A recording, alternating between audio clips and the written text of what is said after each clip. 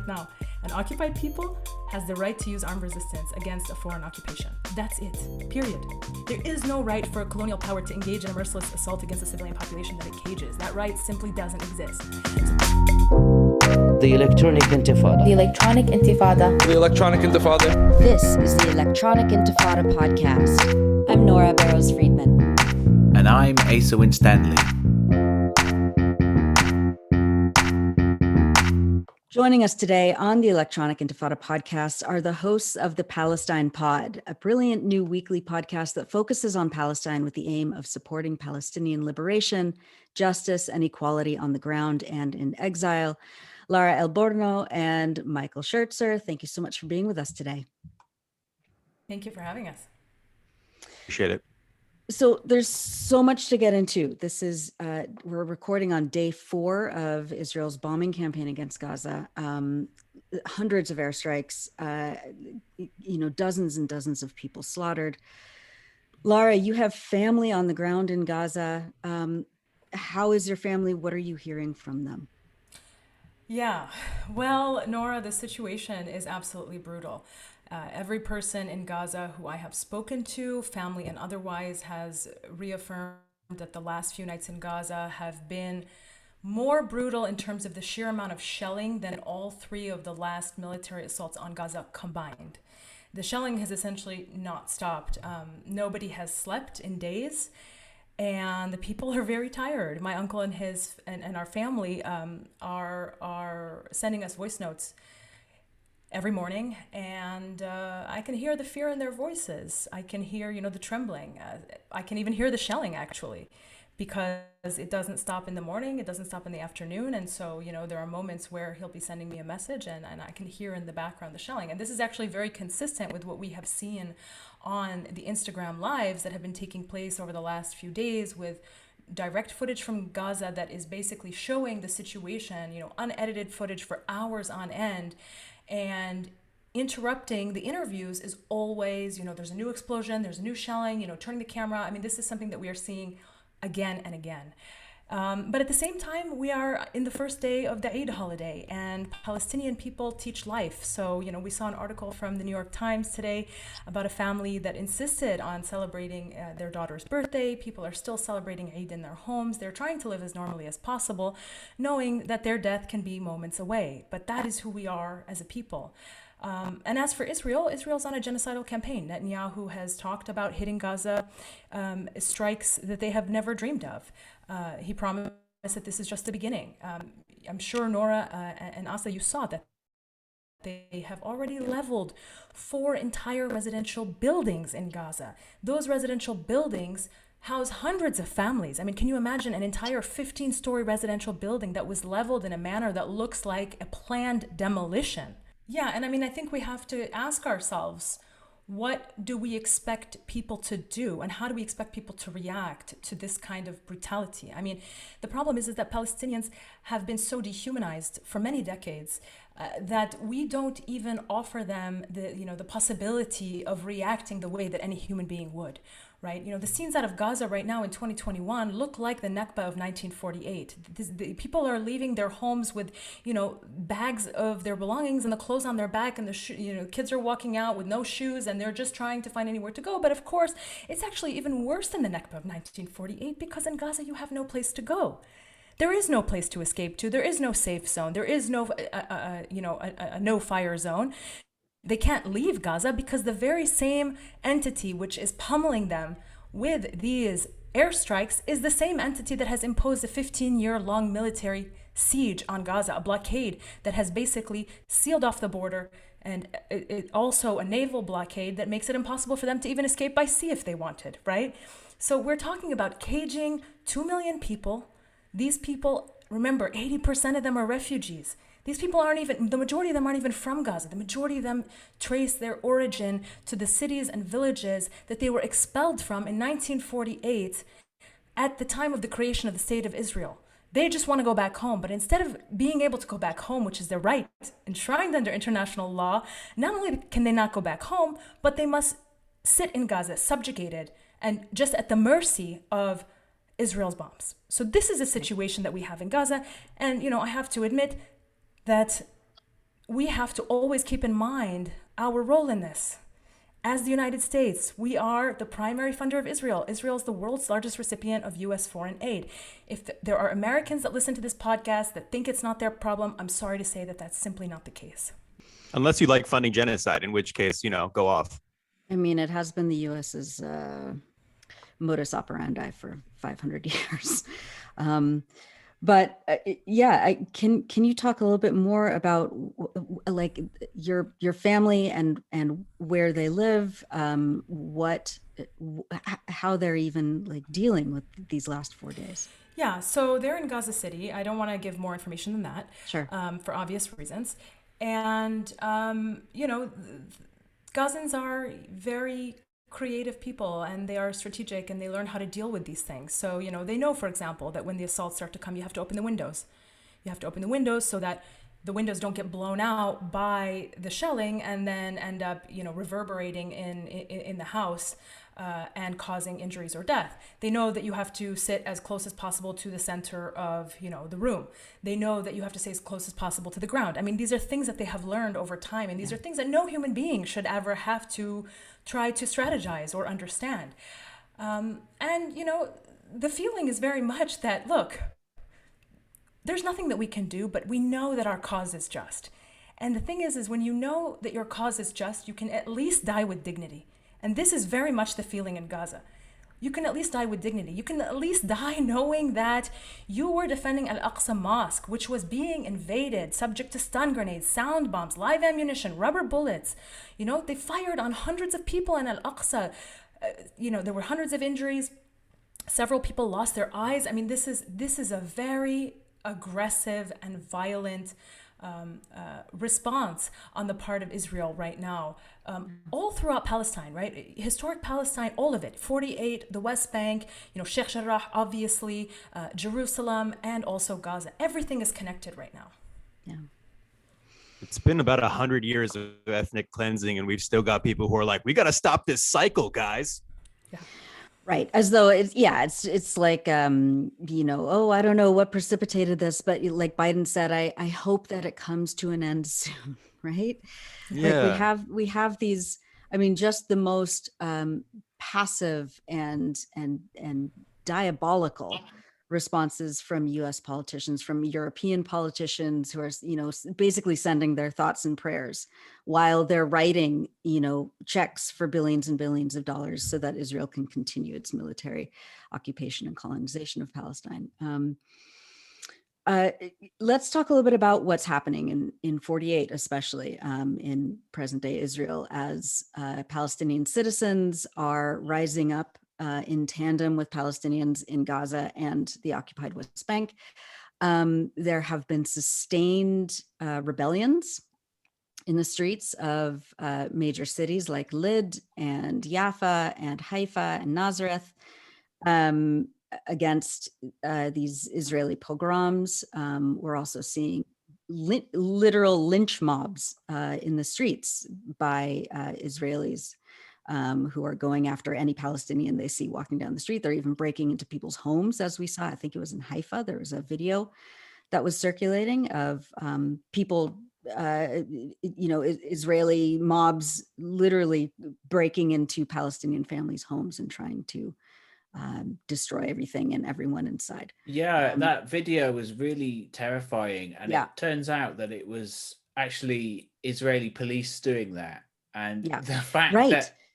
that there was one video and the next video, and in the second video you could see their uniforms, but in the first you couldn't quite see their uniforms straight away, but you could see them at the door. And I mean, the fact that you couldn't tell the difference initially between the mobs. Right. Well, they're one and the same. Yeah, exactly. It's really just what That's they the decided to wear definition that of a day. pogrom. Yeah, exactly. Right. Yeah, it's a matter of whatever outfit they picked out for that day. Yeah, they chose a uniform. Yeah, exactly. Let's talk about this. I mean, this is really, I think, as you said, Lara, in email exchange over the last couple of days between me and you, that this was like Israel's worst nightmare, where the Palestinian citizens of this state are unifying and trying to liberate their cities. Yeah, I mean, look, a key takeaway from the events of the last few days is that Palestinians have affirmed that there is no difference between a Palestinian in Gaza or a Palestinian in 48 or a Palestinian in Jerusalem or a Palestinian in exile. Okay, the organization that we have seen, the resistance, the creativity, the sheer energy, all of it, the harnessing of the power of the independent media and the social media platforms, even if our lives get cut, even if you erase our stories, even if you block our accounts, we don't care. We're going to act collectively as one. And the message I think that Palestinians are sending is that, what we've been living for the last almost 74 years is, in fact, ethnic cleansing. And it's all part of the same issue, right? So the idea is that the origin of the problem is and always has been this campaign of ethnic cleansing that has been committed by the Zionists since 1948, right? And earlier even, but lasting until today. The Palestinians that we're seeing around the world, there were even some uprisings in refugee camps in Lebanon and Jordan. There were protests. In the diaspora, the Palestinians that are in New York City, Chicago, London, all of us, we are refugees. All of us, either we're refugees or descendants of refugees. Ask any Palestinian that lives outside of Palestine. Ask anyone, what is the story of your grandparents? And it's a story of a refugee who was expelled from their house and prevented from going back. That is a unanimous story. None of us left by choice. We were all expelled. And so right now, I think what you're seeing is this affirmation, this clear message that is being sent by Palestinians that the issue is and always has been ethnic cleansing. And, we must dismantle this myth that it's not about 1948, that it's somehow only about this military occupation that started in 1967. And yes, of course, that is a major problem and the military occupation must end. But the reality is all of the injustice can be traced back to the Nakba. And, it's of course not lost on me that we are filming this podcast 2 days before May 15th, which is going to be the 74th anniversary of the Nakba.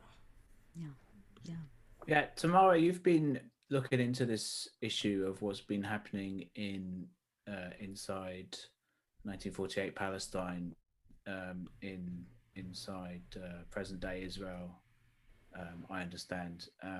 So maybe you could tell us a little bit about the latest as well. Yeah, I mean, Lara's absolutely right in that what we're seeing, what makes this time very different than any time I've ever witnessed in Palestine is that this is a popular uprising by Palestinians throughout their homeland and in the diaspora. This is why Israel, as our colleague Maureen Murphy wrote a few days ago, cannot win no matter how much it escalates its bombing campaign in Gaza. Israel has for decades tried to disconnect Palestinians from their identity. It tried to erase their Palestinian identity and disconnect their struggle from that of other Palestinians in the West Bank, in Gaza, in 48, in the diaspora and otherwise. And now that we're seeing Palestinians rise in the occupied West Bank, in Gaza, in Lid, it's one indication that this effort to erase this national consciousness among Palestinians has failed.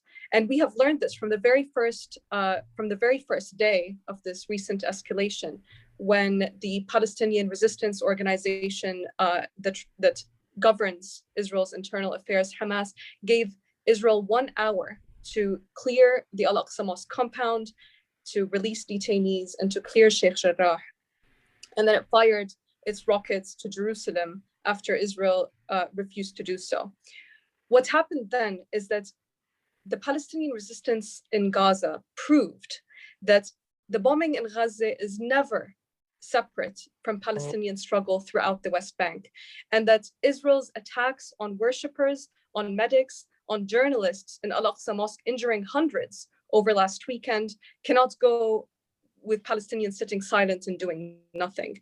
And this is what is terrifying Israel the most right now. As you know, we've been seeing mixed reports in Israeli media about whether Israel's trying to escalate or not. And what Israel is fearing is that it's losing control in its internal cities like Lid, in Ramle, in Haifa, and it doesn't know where to focus its campaign of oppression. And yeah, I think I saw a report that Benjamin Netanyahu had said something along the lines that Israel's now fighting a war on two fronts. Right. Talking about Gaza as one front and its own Palestinian so-called citizens of Israel as another front. I mean, that tells you a lot, right? The mayor of Lid, a Jewish Israeli, called on the Netanyahu administration to bring the military forces into the city. Yeah, the border police. Exactly. Where is the border? He was right. I mean, the border police are in Jaffa, which is on the coast. Mm-hmm. Israel has always viewed its Palestinian citizens as foreigners sitting there. There are over 60 Israeli laws that directly and indirectly discriminate against Palestinian citizens of Israel. They are treated at best like second-class citizens. And this is what, we've been seeing, the Human Rights Watch and Israeli human rights group B'Tselem come out and finally say, after Palestinians have been saying it for decades, that Israel is an apartheid state. But what most people don't understand is that this apartheid extends beyond the West Bank and Gaza, and it applies to Palestinian citizens of Israel. And they too are considered second-class citizens by Israel at best. I just wanted to add that I've been getting numerous firsthand messages from Palestinians inside 48 that are reporting that the Zionists have been going around and actually marking the outside of their houses with numbers representing the number of people who are inside the house. And they believe that they will then use that to come around a second time, invade their houses, and commit crimes, injuries, possibly death. But numerous Palestinians from 48 have told me that they woke up this morning to find the outside of their house marked with numbers. And they can only assume what that means. You've been doing a lot of work, on the podcast and in your stand-up comedy, and on social media, trying to kind of expose Zionism for what it is. And you've been very personal about the fact that, you grew up in a Jewish Zionist family. Do you think, it seems to me, also as a Jewish person, that there is this massive shift taking place in American Jewish, especially like the young community, Yes. where, it's Zionism is such, it's a disgusting ideology and the racist ideology, and young Jews in particular, more and more often are now seeing it for what it is and are pushing back against their families and their communities, their synagogues. What do you think is contributing to this shift, and is that an accurate assessment? Yeah, I absolutely believe that the future of Jewish activism looks a lot like the past, actually, right? Because there is a huge and rich history of Jewish communist labor organizing.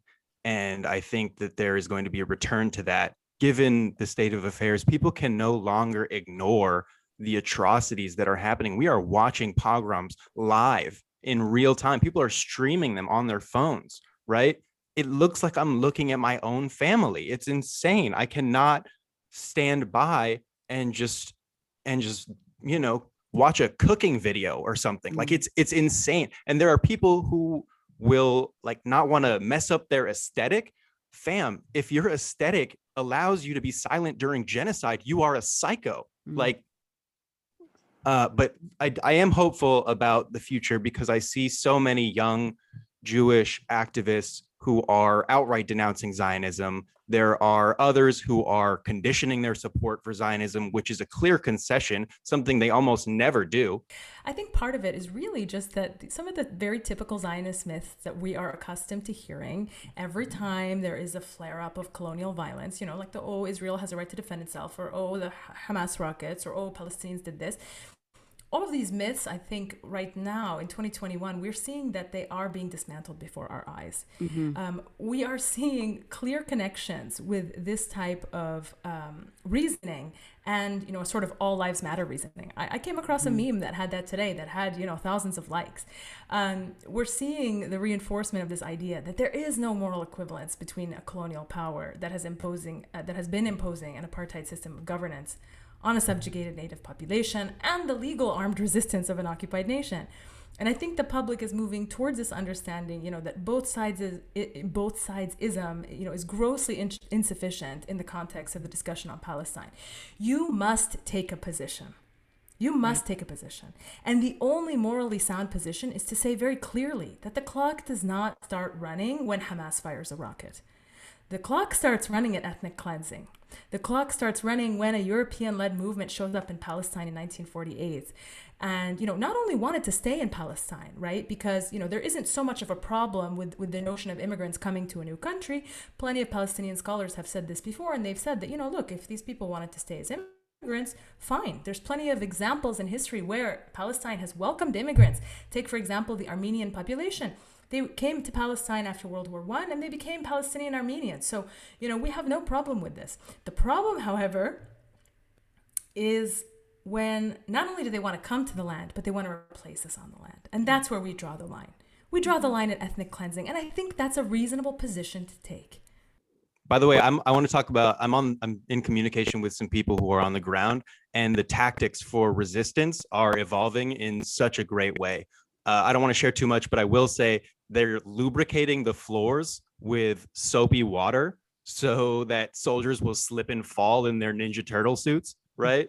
Like, it has completely changed the way that the police and the military are able to operate. They can't just run into buildings anymore because they got to be ginger-footed. Apparently, Home Alone is a military training video. You know what I'm saying? Yeah. Yeah. It's, the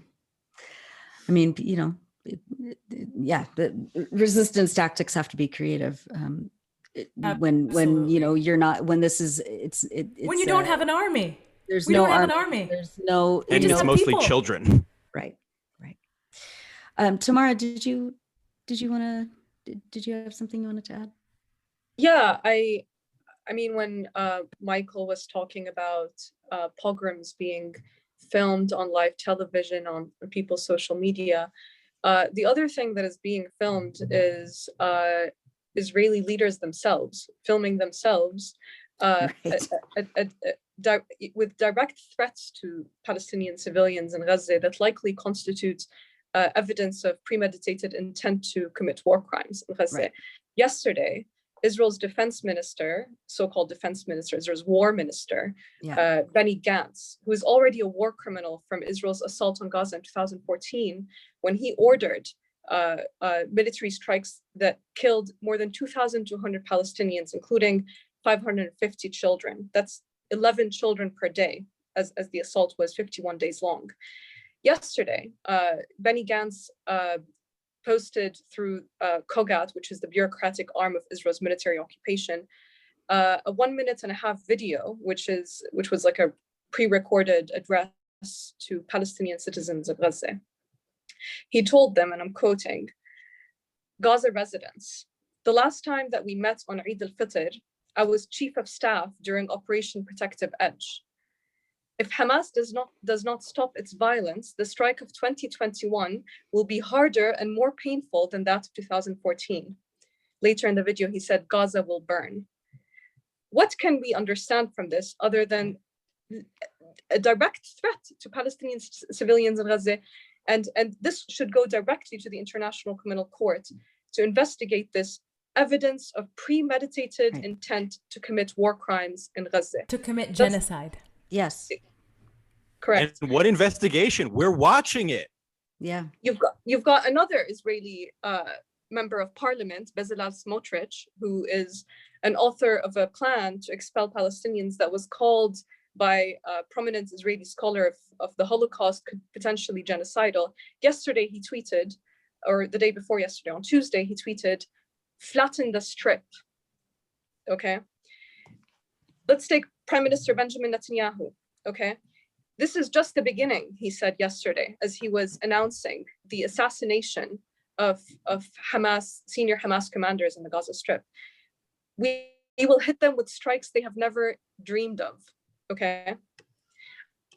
I just want to say, when pundits ask guests on their shows and they tell them, how can we bring this escalation to the end?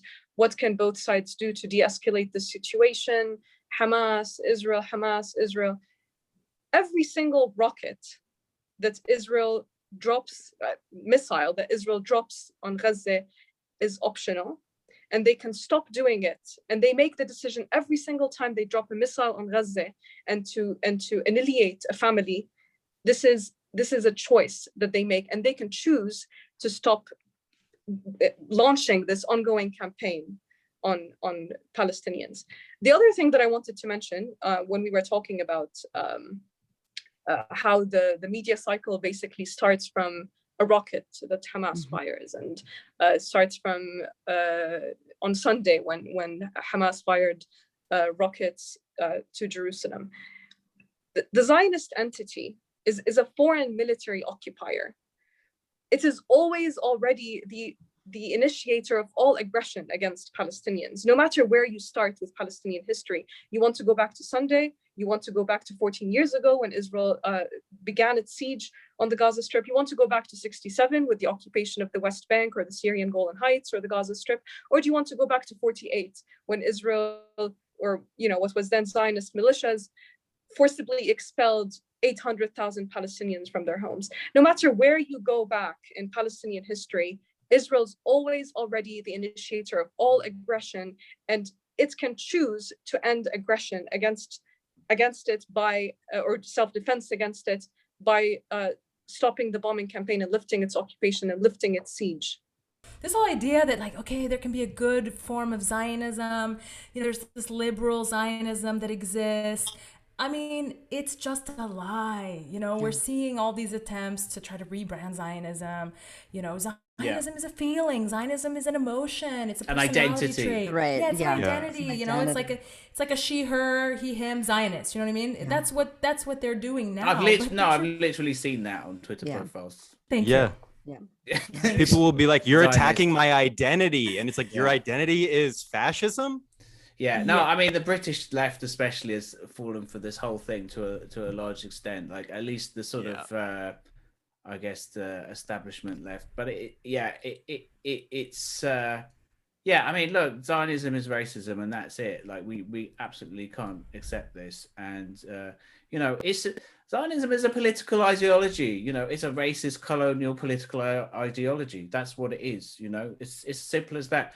I was telling some friends of mine earlier today, who I don't know, non-political friends you could call them, and they just they obviously they know what I do and stuff, and so they were asking me what's happening, and I said because they were saying, I was watching the news and I was feeling confused about it. I said, look, what it comes down to is just this. It's not complex, right? It's a settler colonial project. It's a European settler colonial project.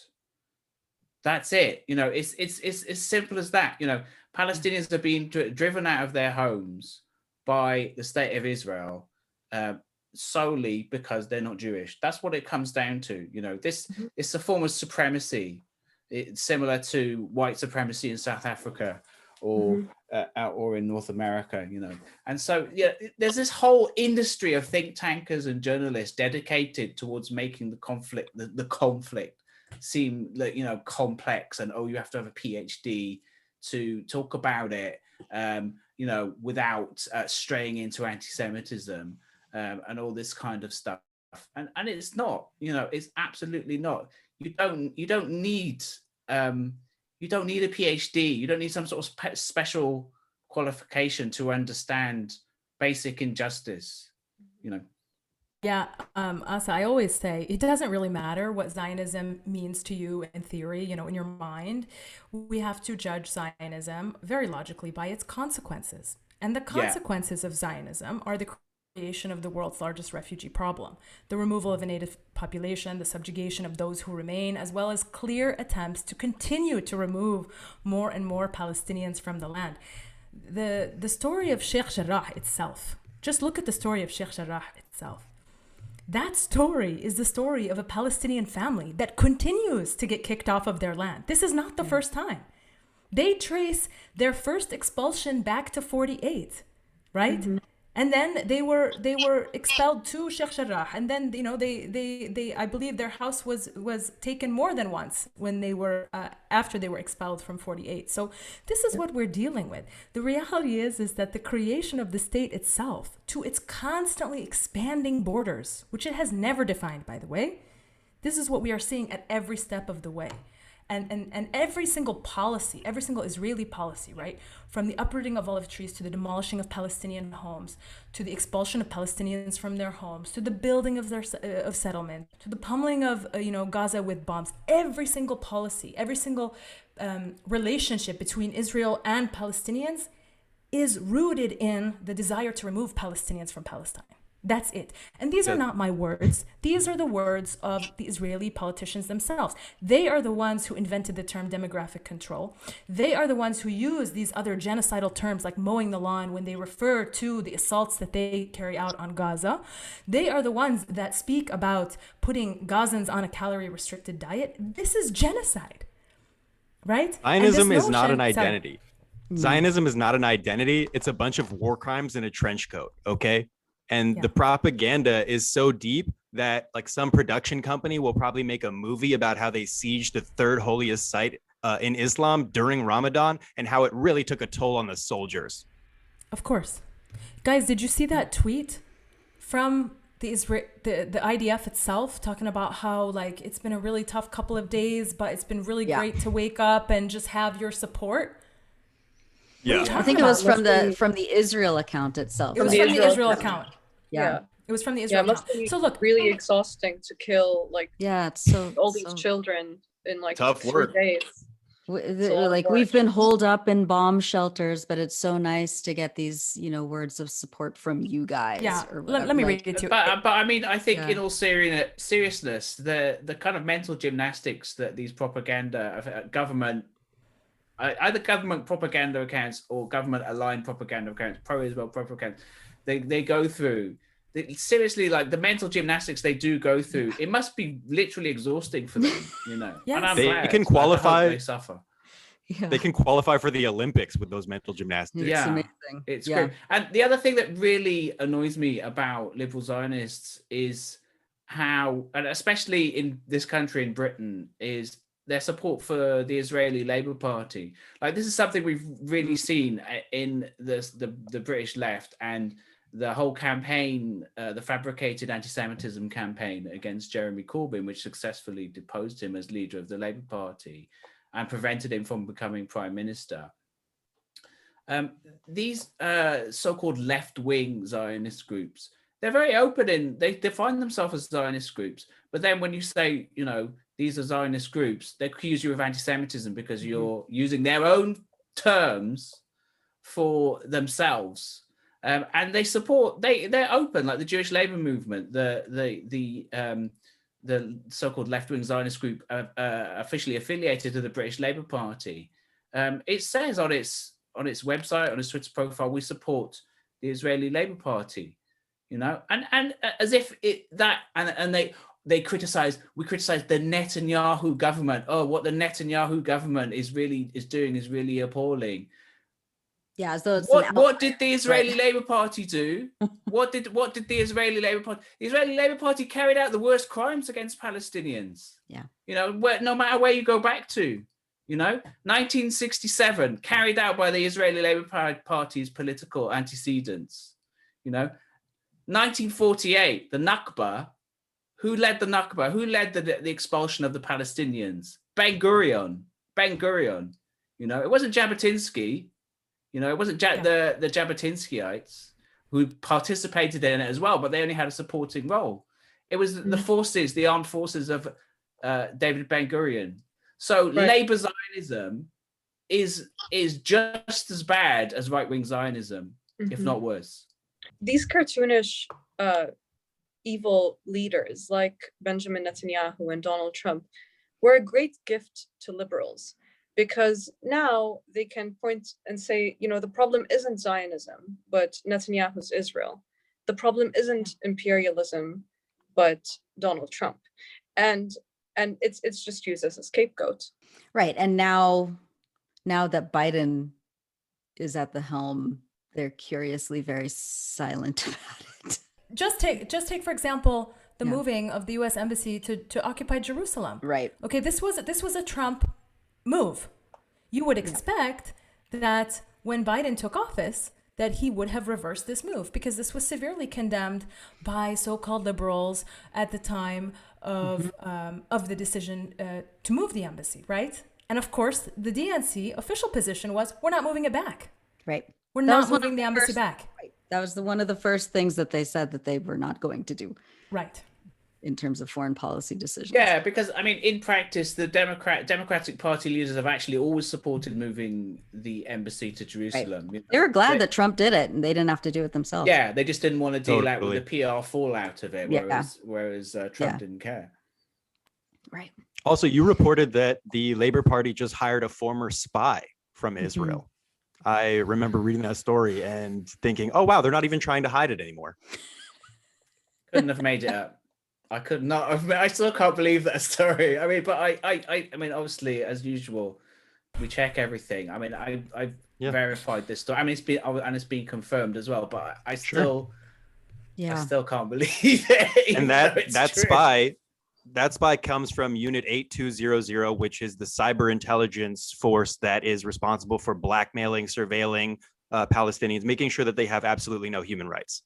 And now, one of those former employees is working PR for the Labour Party in the UK, while they just got rid of Jeremy Corbyn. Let's talk about the BDS campaign a little bit. And people, I mean, I've been getting messages for the last week. What can we do? This is horrible. Obviously, like, the Biden administration isn't going to cut aid on their own without any pressure. Like, how are we? What can people do?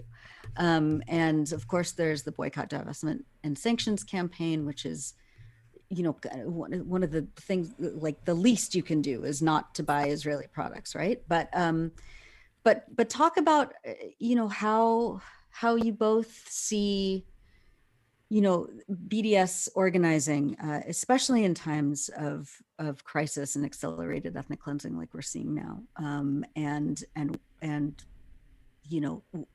how important it is right now to not just like organize for Palestinian rights through the BDS campaign or alongside the BDS campaign, but also take lawmakers to task. These lawmakers like Alexandria Ocasio-Cortez. Yesterday, she, kind of like tacitly condemned Biden's thing about, it was basically like a, hope and prayers sort of statement. And, Ocasio-Cortez said, this is just a blanket statement if you don't stand in solidarity with Palestinians and support their human rights. But she said she's a lawmaker. She has power. And she said nothing about demanding that the United States cut all aid immediately to the Israeli military and its government. She said nothing about her support of the BDS campaign, if she supports it or not.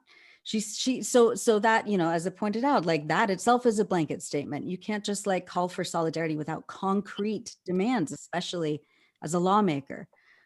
So how do you guys see those demands, and what's the importance of BDS right now?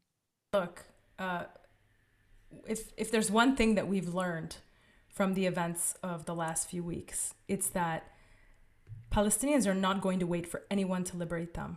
Okay, not the Arab governments that are completely sedated or fully in bed with Israel, whose relationships were formalized by the wave of normalization that we saw in the last few years. Palestinians are not going to wait for the PA. They just canceled elections.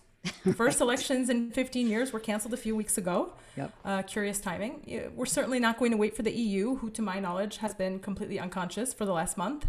I'm not aware of any statements, actually, that have been put out by the EU. I could be wrong.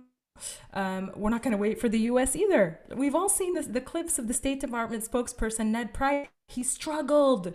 He was sweating through all the layers of his clothing to respond to the very simple question of whether Palestinians have a right to defend themselves. And guess what, guys? The answer is, again, not complicated. Like much of the realities of this so-called conflict, the position in international law is crystal clear. I'm an international lawyer, and I am telling you the position right now. An occupied people has the right to use armed resistance against a foreign occupation. That's it, period. There is no right for a colonial power to engage in a merciless assault against a civilian population that it cages. That right simply doesn't exist. So this notion that Israel has a right to defend itself is completely misframing the power dynamics. And if you're interested in learning more about this, the Palestinian legal scholar and law professor Nora Elborno penned an article in 2012 about the legality of armed resistance under international law by an occupied people. So look, I think if there's one thing we can take away from these events, it's that we have to listen to the people, right? The Palestinian people. They are the ones who are going to liberate themselves. And the Palestinian people have called for BDS. They have, people ask, what can I do to help? Palestinian people have told you what you can do to help. Support BDS. That includes not buying Israeli goods, but it's more than that. It includes calling on your representatives to condition aid to Israel and eventually end aid to Israel. But then even beyond that, sanction Israel for its violations of international law. Right? So there's multiple levels to this. And it's the simplest thing that you can do is exercise your choice as a consumer, right? To make ethical choices, to use capitalism against them, right? To use it as a weapon, right? And so I think BDS is critical at a time like this. And, words are fine. I'm fine. When a U.S. official comes out with a strongly worded statement every once in a while, and it can happen. Some of them have been less strong than others. Fine. But words have never compelled Israel to cease its violations of international law, to cease violating human rights. That has never happened. Okay, the light critiques, of Israel's actions, the slap on the wrist that we see every once in a while, but then yet simultaneously the blank check, the $3.8 billion per year that is happening at the same time. Yeah. That combination, that approach that to Israel has never resulted in a concrete change for Palestinian lives, right? So we need to listen to Palestinians, and Palestinians have asked for BDS. It's as simple as that. Mm-hmm. Mm-hmm. Yeah, I want to quote Fanon. We revolt simply because for many reasons, we can no longer breathe. And each generation must discover its mission, fulfill it, or betray it. We have now discovered the mission, right? The mission is BDS. What we have to do is not betray it. And it's up to every single one of us. Whether you're directing your target at, Elbit for their weapons, or whether you're at the grocery store thinking about buying a cereal made by General Mills or ice cream made in Ben & Jerry's West Bank production facility, you need to be the type of person who makes that decision every single day, right? And it's with every single purchase you make, every single your diet is not just what you ingest with food, it's what you ingest with words, with reading, with media. So you need to limit the Zionist propaganda, right? Try and expunge it completely if possible, and expose yourself to people who know what they're talking about. Palestinians who've lived through this, right? They're screaming. They've been screaming. So what we need to do is we need to flip the Zionist logic so that things are back as they should be, right? That things start to make sense again and people's human rights are taken care of. I think finally, Lara, if, can you talk a little bit about what, just the next few days, we kind of have a sense of what's going to happen and what's, because of what's been happening and the threats by the Israeli leaders, as Tamara mentioned. What are you thinking about right now when you think about your family in Gaza? How would anyone think? I think my reaction is at once one of, I can't believe this is happening, to, this is just outrageous. There's nothing I can do to help them concretely, right? The only thing I can do is use my voice in exile to try to make people understand, give them a sense of what it's like to live every day thinking, I might not be here in a few moments. And that's just the reality of life for people in Gaza. It's gonna get much worse. They promised us that. So we're going to sit glued to our screens and try to make as much noise as possible.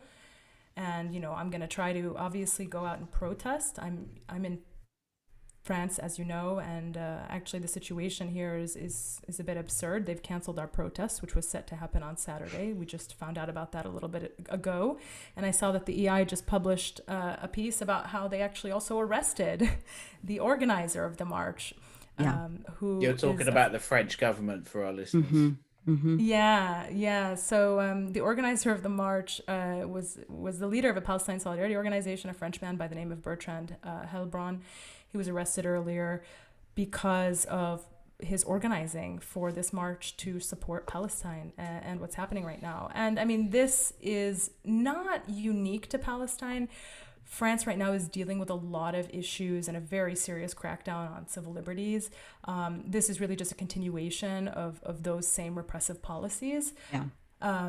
They, in the last few years, gassed for over a year the Yellow Vest protesters, which were, primarily a middle-class economic movement, just arguing and protesting and demanding that they should have better living conditions, and that they shouldn't be retired people unable to afford bread at the end of the month, and that they shouldn't be subject to increases on taxes while, the wealthy, of course, are seeing decreases in taxes. And they were complaining of wealth transfer, and they were complaining of, the major gaps between the middle class and the extreme upper class. So this is not really anything new. They gassed all those people. They, used heavy military force against those protesters every Saturday for a year. If you followed those protests, they targeted journalists. They also used rubber bullets. Many people lost their eyes. They lost, fingers, things like that. And this also comes on the heels of a proposed legislation in France, which is actually still being debated, but has caused a lot of controversy lately, to ban the recording and dissemination of images and video of the police. So there's a serious attempt right now in this country to really repress civil liberties. There's this rush to the right, and there's essentially an all-out war on democratic principles, everything from freedom of speech. We saw a few years ago, France criminalized BDS, and then eventually it was condemned by the European Court of Human Rights for having criminalized BDS. The court said this is a violation of the European Convention on Human Rights, a violation of free speech. France didn't care. They went ahead with it anyway. They went ahead with it anyway. There's been other attempts to repress various freedoms, like the freedom of religion. I mean, you guys have all heard about the hijab bans and things of that nature. I won't get into that here, but the point is that the so-called canceling of the march to support Palestine on Saturday, it can really be viewed within, the context of this greater crackdown on civil liberties. But just so you know, they always cancel the protests, and people always show up anyway. And basically, the canceling of the protest is used as the pretext to use violence. So they'll say, oh, well, the protest was illegal, so now we can shoot at you, gas you, and do all this stuff. I was at the protest in 2014 in Paris, the last time that Israel, committed its military assaults on Gaza. And, we were treated as criminals from the moment we arrived. From the moment we arrived, we were treated as criminals. We were caged in. There were heavily militarized police on all ends, and they started gassing us, in the middle, and they wouldn't let us escape. I mean, this is very typical response of the French police to any sort of social organizing that they find threatening, which really is it really is sort of ironic, because when you understand the deep history of French, organization and social movements, this is supposed to be a national identity for them, the idea of resistance and uprising and organization and socialism and things like that. But France is and has been for many years now turning away from its roots in those movements, and turning very much towards a very scary extreme right reality. Well, Lara Elborno and Michael Schirtzer, you are both the co-hosts of the Palestine Pod. We will put a link up to the Palestine Pod, but you can find it anywhere where you get your podcasts. I really encourage our listeners to like and subscribe. Stephen Saleta, our friend and colleague, was your most recent guest. It was a phenomenal episode. Did you watch? Oh, I am so glad you watched it. It was just, he's incredible. It's extraordinary, but so are you. And we thank you for all the work that you're doing and for being with us on the Electronic Intifada podcast. Please send our best to your family, Lara, and we just hope that everyone remains safe. Thank you. Thank you so much for the work that you all do here. It's an honor to be on this podcast. Thank you. So Thanks Thank for you joining both. us. Thanks, Thank guys. you. Joining us today from occupied Jerusalem is Joharah Baker. She's a writer and translator, and she's written for the Electronic Intifada. Joharah, thank you so much for being with us. Can you tell us what the situation looks like outside your front door right now? Hi, thanks for having me. Yeah, my house is right next to the Aqsa Mosque. I live in the African community quarter, the African Palestinian community quarter, and it's just like 100 meters from the Aqsa Mosque. So as you probably know, it's been, a week of just a lot of tension and a lot of clashes and a lot of, tensions are really high. And it's not just in the Aqsa, of course. I mean, the old city, Sheikh Jarrah, all over. So yeah, I mean, anyone who's been to Jerusalem will know that there's a very heavy Israeli military presence, even when where there are no clashes. So it's very different from being in the West Bank. So I also have a house in the West Bank where I go back and forth. So it's very different because you feel that presence wherever you go. And so now, when things like this happen, you can see the divide is just like right down the middle. There's nowhere in between. It just goes straight down the middle, and it's always very, very combustible. I mean, so right now, I mean, people are their tension, the tensions are very high, their emotions are high. There's a feeling that they're fearless. I mean, I've been to Sheikh Jarrah more than once. I mean, I live right there.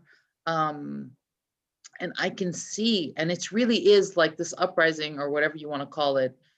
It's the youth. Yeah. I mean, they are just out in the streets. They're tired of this. They're just fed up.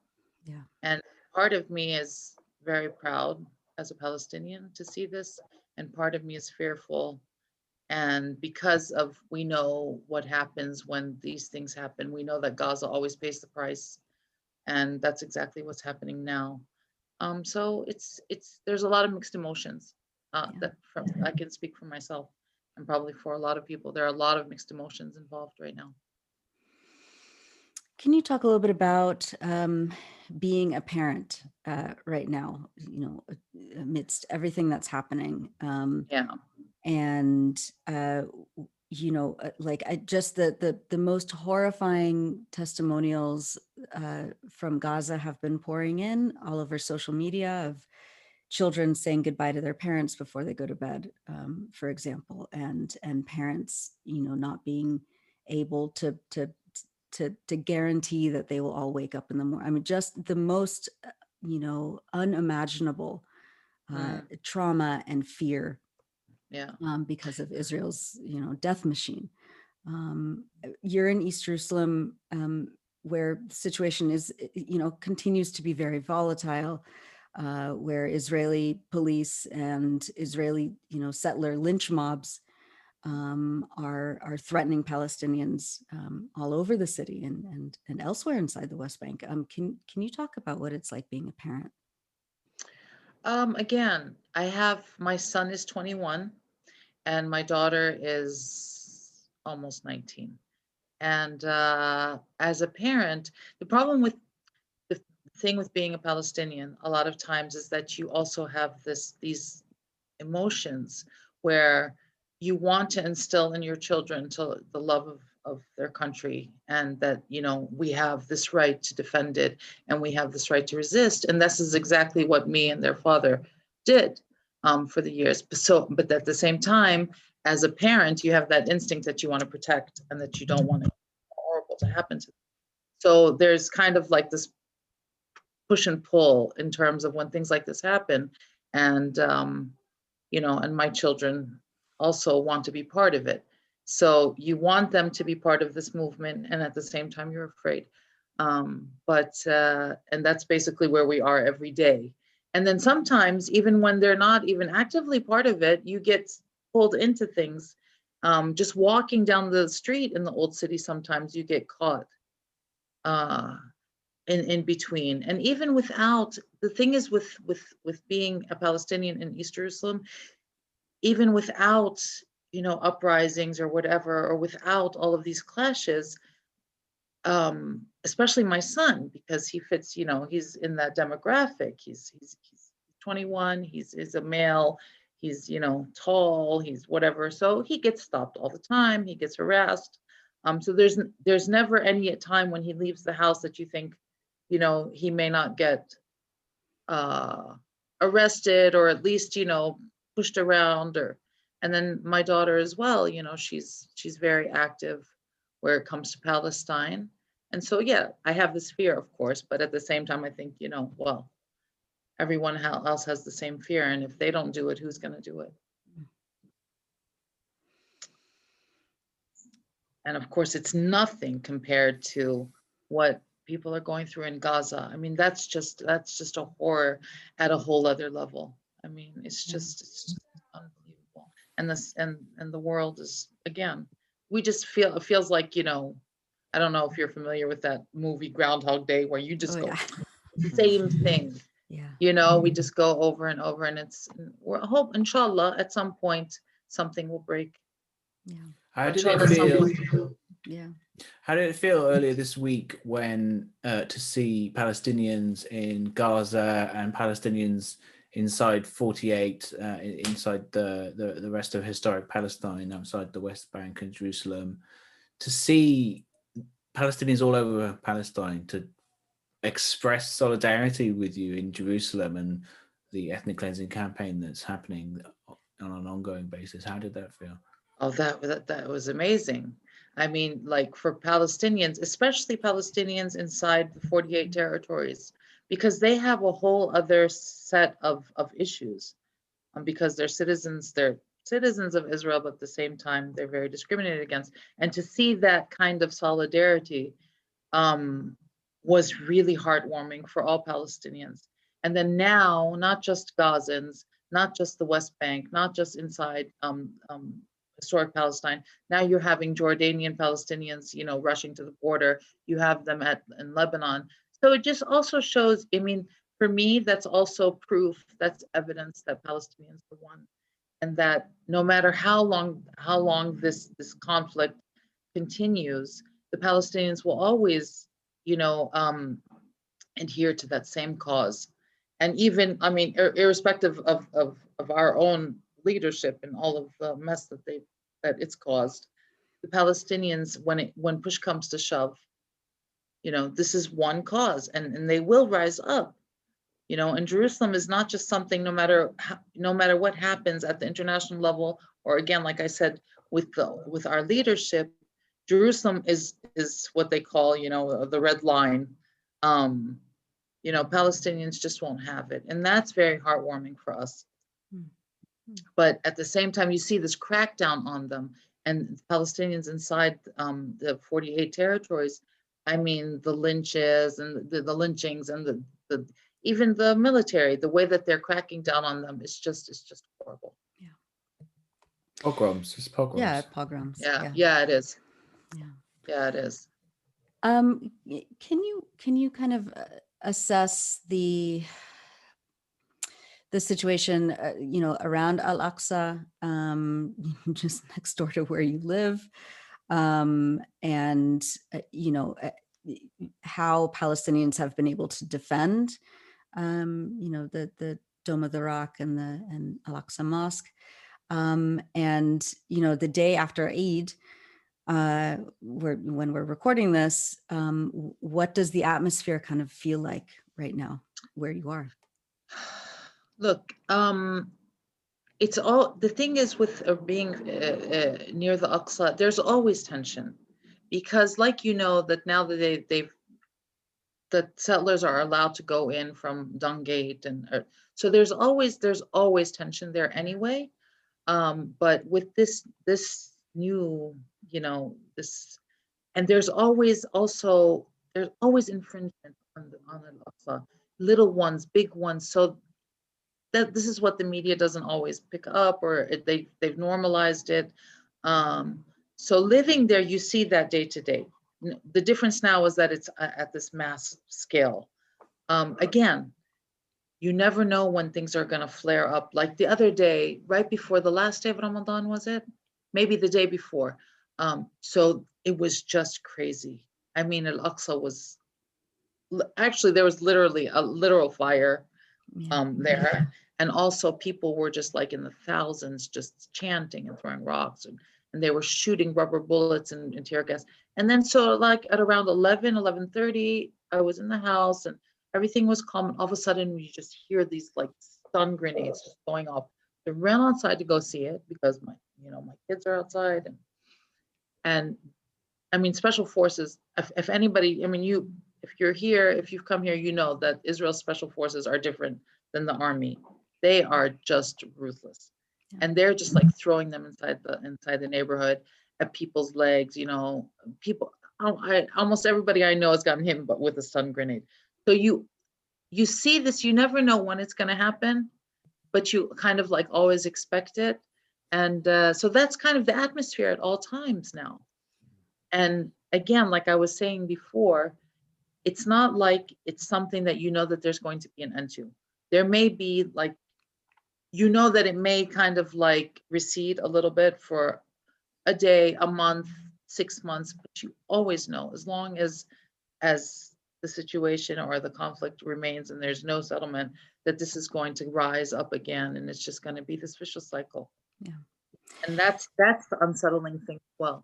Yeah. The special forces you're referring to, is that the border police? Now, they're called, I don't know what they're called. They're Yassam or something in Hebrew. They are the border police. Don't quote me on this. I'm not sure. I think they're an actual special forces from the army. They may be the border. They're the ones who wear the helmets with the black, and they have the they're wearing the tower. The tower logo. I think they may be the border. I'm not sure. We call them the special forces, and they're brutal. Yeah. They're really brutal. If it's the same force I'm thinking of, they beat me up once, actually. Really? Like about a decade or more than a decade ago. Yeah, I was just filming. That's when I was a volunteer with ISM, and I was just filming a demonstration in Shofat camp, and they started beating up these kids, and they beat me up as well would be them, actually. I mean they are just thugs, and I always find I've been finding it really interesting thinking about it recently this week. Of they're the border police, but Israel has no declared border. No, it's true. And also the border police were in places like Jaffa, which is exactly, and Jerusalem is supposed to be its capital, allegedly, right. Not its border. Right. The border seems to be around Arabs. That's exactly it. Yeah. That's the border. So again, it's just like, for us, there's always that glimmer of hope that this time something will make a change, but it's just very, very frustrating. And it's the second time though, isn't it? We always think that. That's the thing, but in the back of our minds, we know that the balances of power in the world are not in our favor at this point, including the Arabs, including So, but at the same time, it's like, so what do? You can't just lay down and give up. That goes against human nature, not just the Palestinians. Right. If they're going to keep pushing against us, pushing, you're gonna push back. There's no other way, but the price is always very heavy, and Gaza always seems to pay the highest price, and that's always the case. And look at it now, already there's like 120 people who've been killed, in the course of a few days. And it's just ridiculous. And things have not changed so much, on the world, in the world, or unfortunately, social media makes a difference, I think. I think that there's more awareness because of social media, but let's be honest, the United States is not going to change overnight. The Europeans it's almost like, the Europeans are too shy. Like they'll say the right things, but they don't have the political will to actually take very strong stances. So things have not changed. But as a Palestinian, you just can't give up.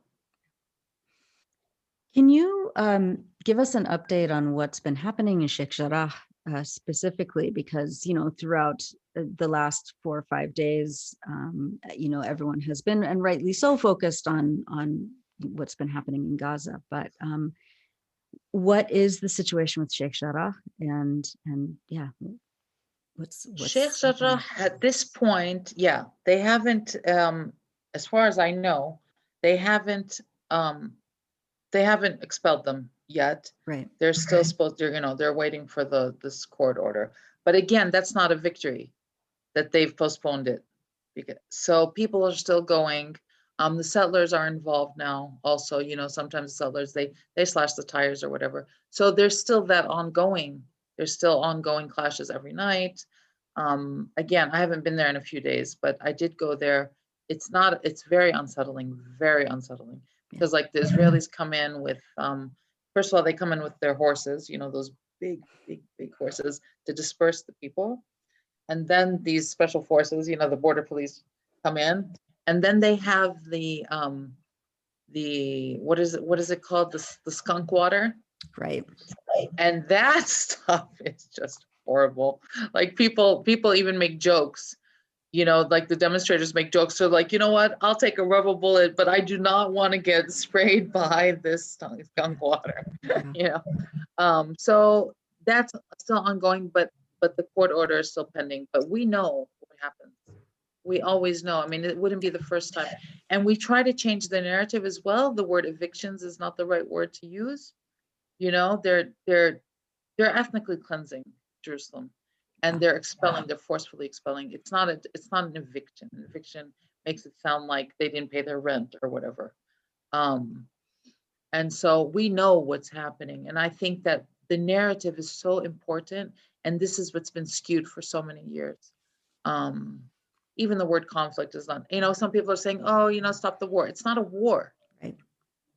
It's an aggression, it's an occupation, et cetera, et cetera. So these are all like different battles that everyone has to fight.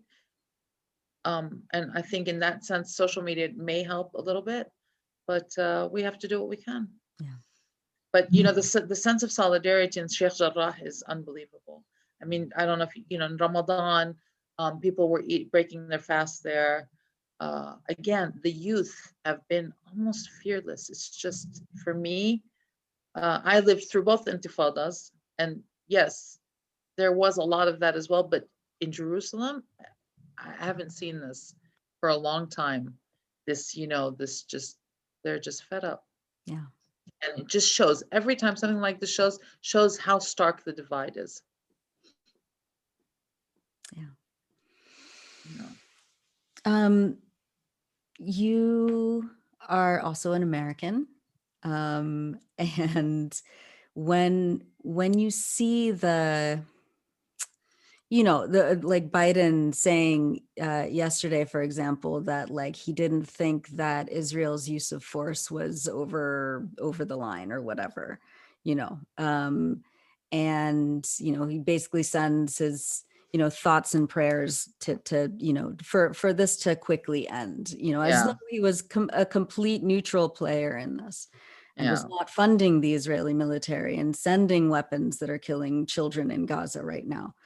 And then there are politicians who, they say all the right things. We shouldn't be helping to kill children, but they're not calling for actual concrete consequences on Israeli policies. What do you think it would take, for even the most, so-called progressive politicians here in the United States to demand that the U.S. immediately cut all aid to Israel? Well, first of all, I think that anyone who looks to Biden as any kind of like game changer in the Palestinian, with the Palestinians is just sorry, they're just like delusional. Yeah. We all know. The only reason why people were a little bit happy that Biden won is because he followed Trump. I mean, okay, but the Americans have historically always been, even Barack Obama was way better than a lot of other presidents, but in the end, he signed off on $38 billion, over the next, so he we resupplied know the that. Israeli military in 2014. Exactly.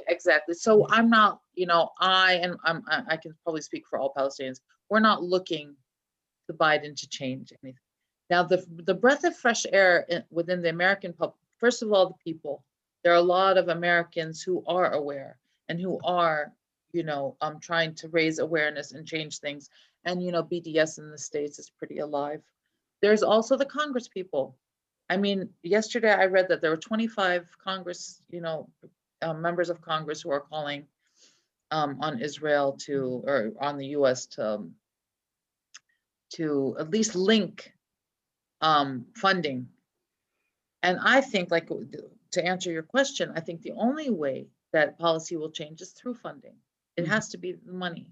There's really no other way. But I don't see that happening yet. But I think that there is a movement within, there are changes within this, the Congress, where you are hearing voices. And also, I mean, celebrities. I mean, I have never seen that many celebrities speak out about Palestine, and Americans as well. There are always a few of them who always speak up, but lately, which is, for me, it's great. I mean, there's small things, but to tell you that I think that there's going to be any change in U.S. policy towards Palestine in the near future, I don't see that. But change doesn't happen quickly, and I think I think people are the ones who will make those changes. Whether the Americans, the Palestinians need to keep raising awareness and need to keep doing what they're doing. Maybe up their game a little bit where it comes to leadership and narrative. But other than that, yeah, I think it all comes down to money, to be honest with you. No, it's true. It does. Absolutely. It's all about the Benjamins at the end of the day. Yeah, exactly. But you can't say that because That would completely correct treat. She should never have apologized for. Absolutely. That's the thing. That's true too. Yeah. But anybody, we know how it is in the States, and also, I mean, in the West in general, but in the States, it's like, I think that one thing that needs to be worked on, and I think people are starting to, is that you do not equate criticism of Israel with anti-Semitism. You can't, that needs to be something that's starkly clear. And I think there are people who are raising awareness, but Israel plays on that all the time. Of course, they and use that's it. What they use it, they use it big time. And I think that that's something for me as a journalist and as a, working with Palestinian media, narrative is extremely important, and it's very important to use the right words, and it's very important to use the right phrases. And this is something that, they just can't, they can't get away with it. And it's starting to change. I have this feeling it's starting to change. But in terms of policy, I don't know. Yeah.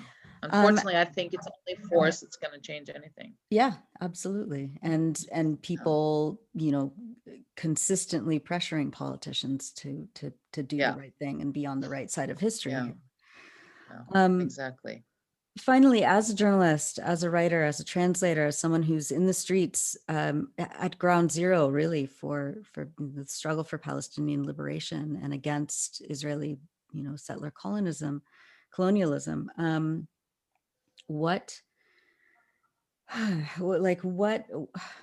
how do you, it's hard to predict what'll happen in even 5 minutes from now, let alone like 24, 48 hours. But given that you've been living there for so long and have seen many, many uprisings, how do you think this current one will go? And Yeah, what do you expect to happen? Oh yeah. Well, I'm hoping for at least small victories. I'm hoping for a cancellation of the expulsions. Okay, I'm hoping that that the bombing of Gaza stops. I'm hoping that there's gonna, that they will to reconstruct it and help the families there. I'm not hoping for. I don't expect that there's, Palestine's going to be liberated overnight. But at least I'm hoping for these small victories. I'm also hoping for at least awareness to be raised, to be raised a little bit more around the world about Palestine. And because that awareness will eventually lead to more, like you were saying, more pressure on governments, more change of policy, etc. In the very short term, I'm thinking probably Egypt is going to, they've already started this mediation in order to, but this always happens, a ceasefire. Right. And in terms of Palestinians, I'm hoping that this will also unite us as well. And, this whole division will maybe at some point end between Gaza, the West Bank, Hamas, Fatah, et cetera, et cetera. Yeah. So that's what I'm hoping for now. I don't